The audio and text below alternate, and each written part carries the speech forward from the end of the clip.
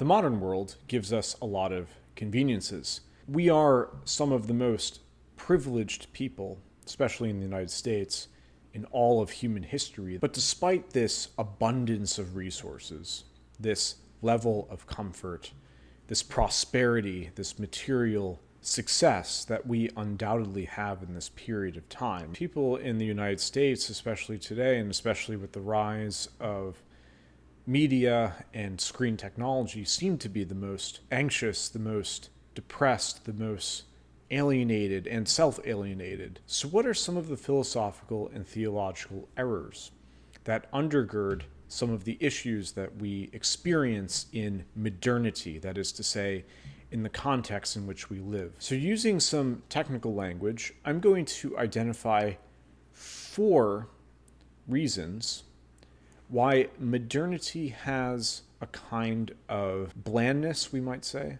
a kind of numbness, a kind of lack of beauty, and ultimately a failure to fulfill us at our deepest level, at the level of our existentiality, of our orientation to that which is beyond our own immediate horizon.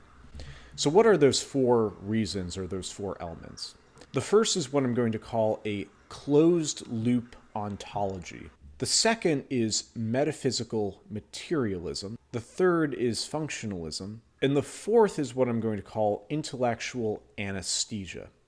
Okay, so let's start with the first. When we talk about ontology, or to use the adjective ontological, what we're talking about is the structure of being, the structure of reality. In the Christian tradition, and particularly in the Catholic tradition, when we're talking about the ontology of created things, what we ultimately talk about is something that is open to a transcendent reality. So there was a theologian in the 20th century by the name of Eric Chavara who talks about something called the analogia entis. The analogia entis in Latin means the analogy of being.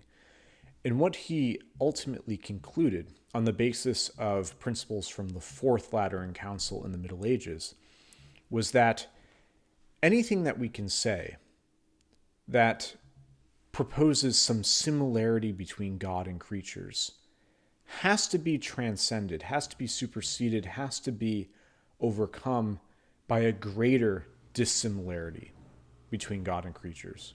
So God, in other words, is more dissimilar to creatures than he is similar to creatures. God is ever greater, to use that principle from the Ignatian tradition that follows from St. Ignatius of Loyola. So within the Catholic imagination, and within the Christian imagination, broadly speaking, the being of things is never enclosed within itself.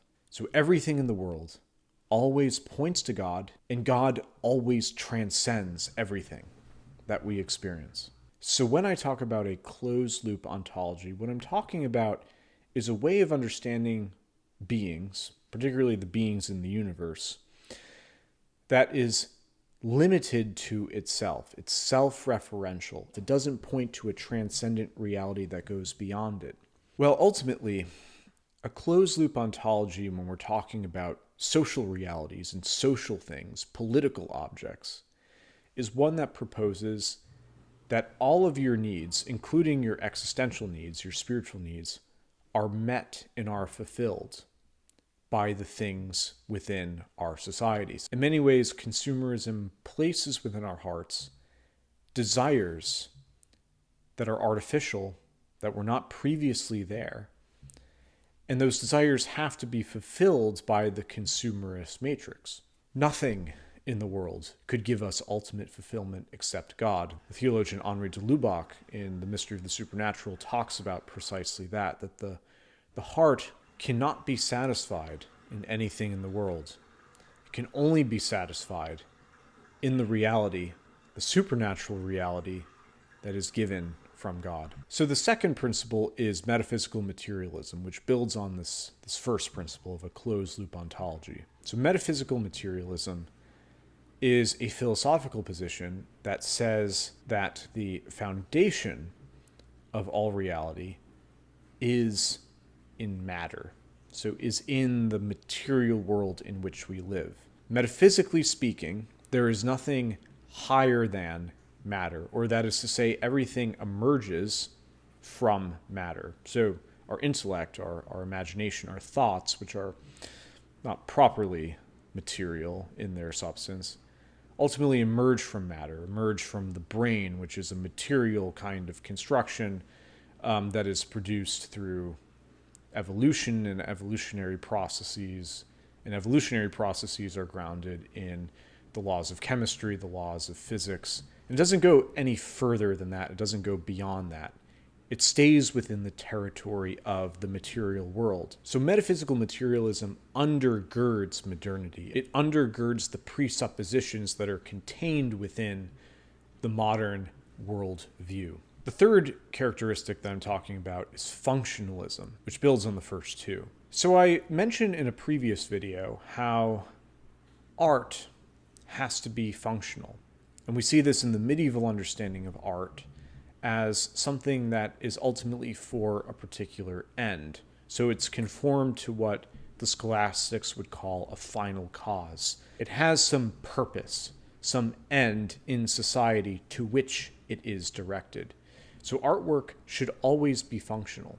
It should always have some particular kind of function in the society in which it's inscribed. However, having a function is different from having a functionalist ideology. So this kind of explains why society nowadays is often so ugly and so unappealing.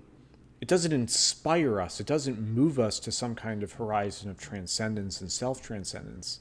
When we see an ugly building, when we live in ugly homes, when the entertainment that we experience, when the food that we eat is all ugly, then we sort of lose hope in the transcendent order.